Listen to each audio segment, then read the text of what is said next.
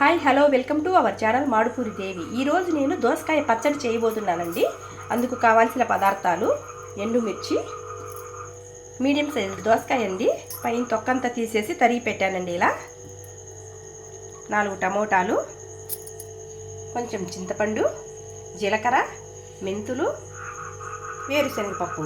తయారు చేయ విధానం అండి. ఇప్పుడు ముందుగా స్టవ్ మీద ఒక బాండిల్ పెట్టి ఇలా వేరుశనగపప్పు వేసి వేయించుకోవాలండి.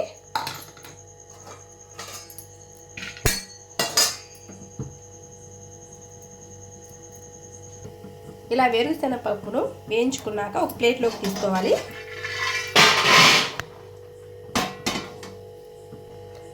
తరువాత కొంచెం ఆయిల్ వేసుకోవాలి. ఇలా ఇందులో ఎండుమిర్చి వేసుకోవాలండి.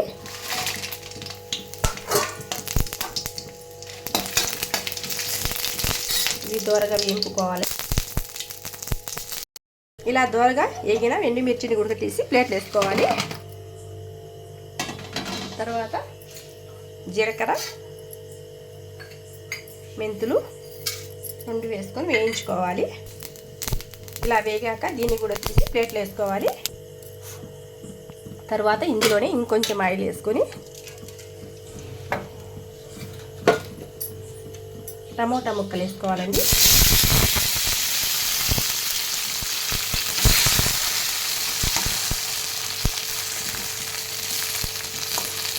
కొంచెం మగ్గనివ్వాలి. ఇలా కొంచెం టమోటా మగ్గాక అందులో తరిగిన దోసకాయ దెబ్బలు వేయాలండి.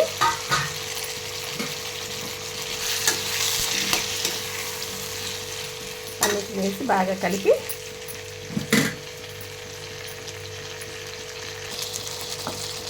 ఇందులోని కడిగి ఉంచుకున్న చింతపండును కూడా వేసి కలిపెట్టాలండి. ఇంత బాగా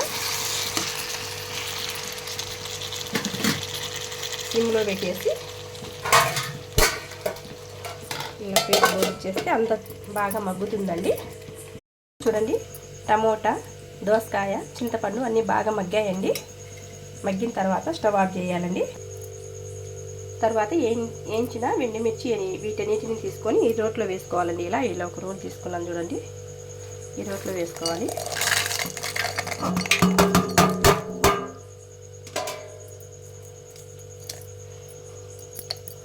ఇలా రోట్లో వేసి ఇందులోనే 4 వెల్లుల్లి రెప్పలు, కొంచెం కల్లుప్పు వేసి బాగా దంచాలండి. ఇదిగోండి, ఎండుమిర్చి బాగా మెదిగింది కదండి. తర్వాత ఇందులోనే వేయించిన టమోటా వేసేయాలండి.